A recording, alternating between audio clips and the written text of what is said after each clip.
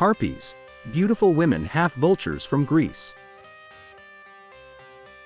There are many interesting creatures in the world of Greek mythology, but some of the scariest are the Harpies, also known as Harpies. Harpies are half-woman and half-bird creatures who are said to be the spirits of the wind during storms. These creatures feature throughout Homer's works and are sometimes described as attractive, while others describe it as a terrible monster. But what exactly do Harpies do, and what makes them so interesting besides their ability to fly? A look into the history of these legendary creatures and their actions throughout Greek and Roman mythology will provide further insight. Harpies are described as having the head of a woman and the body of a bird. Often, they have pale faces and are described as quite ugly compared to ordinary women, although other references describe them as beautiful. Beautiful Harpies are commonly seen in art, such as pottery and drawings, while ugly Harpies are described in works of literature throughout Greek and Roman mythology. Ovid, a Roman poet, once described them as vultures. Harpies are also agile creatures. Since they were known as storm wind spirits, their wings would carry them soaring through the sky as fast as a gale. Hesiod, a Greek poet of the 7th and 8th centuries BC, describes two special harps, named Ocypet and Aello, as having beautiful hair and constantly flying in the wind like mighty birds.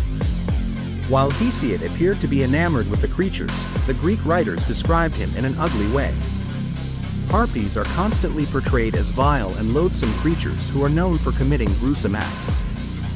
An ancient Greek prophetess god Apollo described Harpies as black and loathsome, with the breath and tears of hatred dripping from their eyes. Although some writers describe them as having giant claws for clawing and stealing, others claim Harpies had human arms in addition to their wings. Hyginus, a Latin writer from the 1st century AD, claimed that some Harpies were the opposite of the common description, with bird heads and human arms, breasts, and genitals. As well as being a wind spirit, Harpies are known for their swift theft. Their name translates to swift robbers, as they are known to steal their victims' food to leave them starving. They also fled with the whole people, grabbed them with their huge claws and brought them to the Erinyes, the goddess of vengeance, for punishment. The Harpies would also torture their victims on their way to Tartarus, the abyss of torment where the Erinyes live, as initial punishment for their crimes on Earth. The majority of their victims are killers. The Harpies' torture of Phineus. Although Harpies can be found in many Greek myths, the most common is the story of King Phineus of Thrace. The story goes that Zeus had given Phineus the gift of divination, but he became angry when Phineus used his powers against the gods. Phineus is alleged to have seen and publicized the hidden plans of the Olympian gods, which was seen as a betrayal in Zeus' eyes. Zeus used the Harpies as personal dogs to seek revenge against Phineus. Zeus ordered Phineus to be tied up, kidnapped, and transported to an uninhabited island without food.